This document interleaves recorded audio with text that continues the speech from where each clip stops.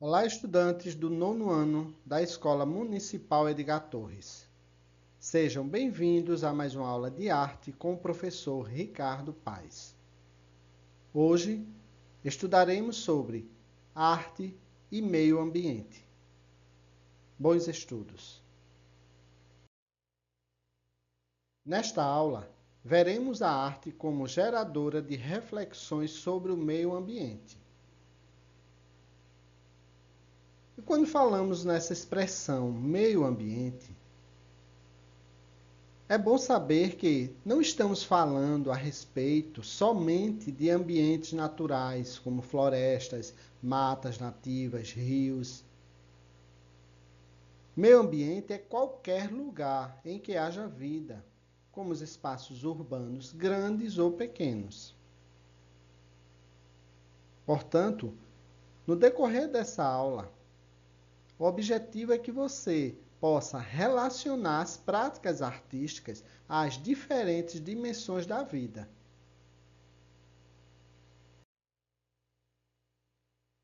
Refletir sobre a arte e o meio ambiente é conscientizar a humanidade quanto ao seu papel no mundo.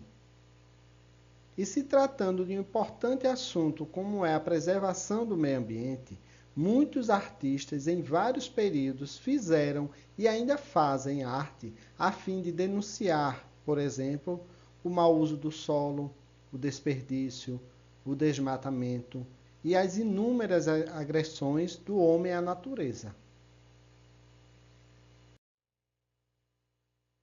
Na busca pela sobrevivência, a humanidade percebeu que poderia dominar seu meio ambiente com o desenvolvimento tecnológico. Com o passar dos séculos, as mudanças provocadas pelos homens no meio ambiente tornaram-se cada vez mais evidentes.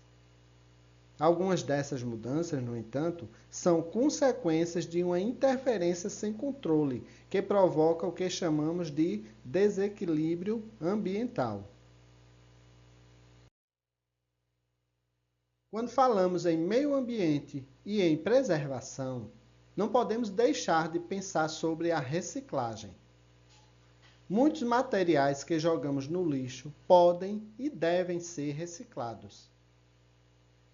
Reciclar envolve a transformação de algo novo de forma criativa e consciente. Reciclar é colocar um material em um novo ciclo de produção, criando novos produtos com uma nova utilidade. Quando falamos em meio ambiente e em preservação, também devemos ficar atentos à coleta seletiva e à reutilização desse material. E o que seria reutilizar? Bom, se reciclar envolve a transformação de algo novo, colocando esse material em um novo ciclo de produção, a reutilização implica reaproveitar para outras finalidades, dando uma nova função para um material, combatendo também o desperdício. Nesse processo de reciclagem, de reutilização, é muito importante a coleta seletiva. Mas o que isso significa? Coleta seletiva é a coleta diferenciada de resíduos que foram previamente separados segundo a sua constituição ou composição. Ou seja, resíduos com características similares são selecionados pelo gerador, que pode ser o cidadão, uma empresa ou outra instituição, e disponibilizados para a coleta separadamente. Por que, então, separar os resíduos sólidos urbanos? Veja, cada tipo de resíduo tem um processo próprio de reciclagem. Os resíduos recicláveis secos são compostos principalmente por metais, papel, diferentes tipos de plásticos e vidro. Já os rejeitos, que são os resíduos não recicláveis, são compostos principalmente por resíduos de banheiros e outros resíduos de limpeza. A outra parte importante dos resíduos, que são os resíduos orgânicos, que consistem em restos de alimentos e resíduos de jardim, folhas secas, podas de árvores. Observe que nós temos, na coleta seletiva, as cores, diferenciando cada tipo de resíduo. Então, devemos ficar atentos e, ao fazer essa separação, observar qual é o local adequado. Ok? Quando deixamos de nos preocupar com a preservação, o que é que ocorre? Ocorre o desequilíbrio ecológico. E uma das faces desse desequilíbrio é a poluição ambiental,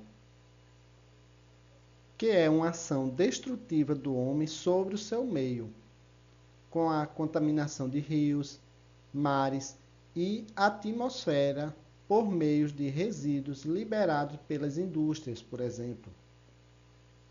Observe as imagens. Mas essa poluição também pode ser um tipo de interferência visual agressiva do homem sobre o meio ambiente. E que tipo de interferência visual é essa? Veremos. Chamamos essa interferência visual do homem em seu meio de poluição visual. Nas cidades, em alguns momentos, sentimos dificuldades de concentração por conta do excesso de informações visuais. Essa confusão de imagens é o que chamamos de poluição visual. A propaganda é a forma de tornar uma marca conhecida. Mas é a propaganda também uma das geradoras de poluição visual que se configura pelo excesso de informações diferentes, pela disposição de logotipos, imagens, produtos e marcas em nosso meio ambiente sem seleção ou critério pré-estabelecido. Isso também é uma forma de desequilíbrio ambiental, pois se caracteriza por uma interferência humana inconsequente em seu meio. Observe as imagens, os exemplos ao lado.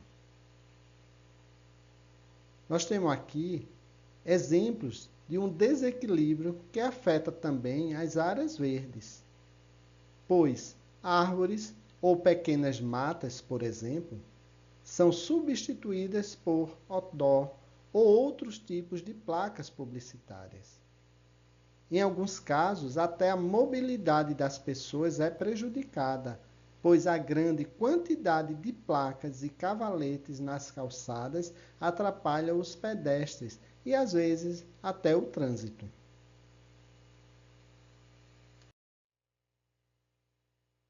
Agora é o momento de você fazer a atividade. Leia, reflita sobre o tema e responda as questões.